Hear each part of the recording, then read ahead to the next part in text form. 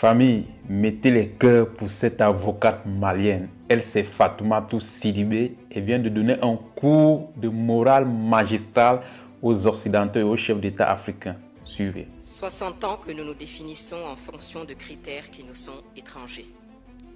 Régime pluraliste, régime de parti unique, régime libéral, régime communiste, régime socialiste, mais où est le régime adapté aux pays africains dans tout cela? 60 ans de mascarade électorale, tenez-vous bien. Plus de 60 ans d'instabilité. Sur 486 coups d'État tentés depuis 1950 dans le monde, 214 dont 106 réussis ont eu lieu en Afrique, soit un coup d'État par an dans au moins 2 États africains. Plus de 30 ans que nous copions le système de démocratie à l'occidental, 30 ans de résultats électoraux douteux, de crise post-électorale, de gouvernance inefficace.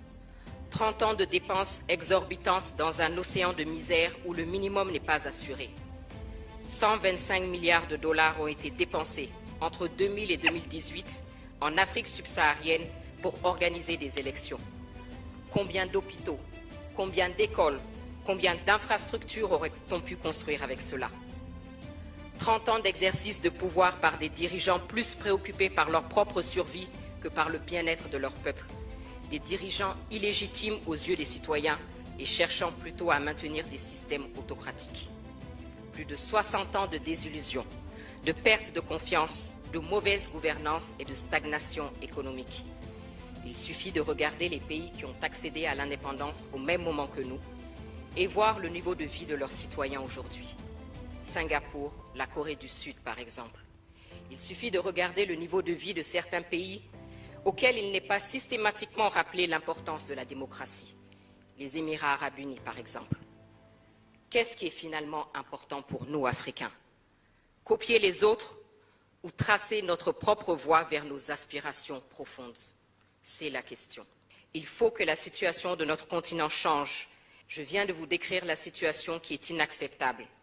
Illégitimité, rupture constitutionnelle, 3e mandat, crise politique, absence de décollage économique inclusif. Le système de gouvernance n'est pas adapté, c'est un fait. Les modèles plaqués ne fonctionnent pas. Si le but est la gestion vertueuse de la cité par des dirigeants légitimes vers le progrès inclusif, alors il faut accepter, comme le disait Amadou Hampâté-Bâ, que les hommes peuvent atteindre un but commun sans emprunter les mêmes voies. Il est temps de changer, de nous réinterroger et d'élaborer notre propre réponse, celles qui nous sont adaptées. Surtout que nous avons un riche passé, ne serait-ce que l'organisation de nos empires et royaumes.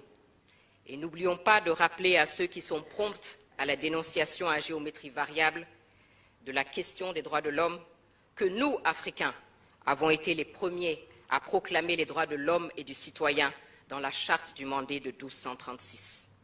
Nous versons au débat nos pistes de réflexion pour être complétées, pour être enrichies, adaptées, car nous sommes conscients que l'Afrique est plurielle. Parce qu'une chose est sûre, il faut changer et il faut bien commencer quelque part.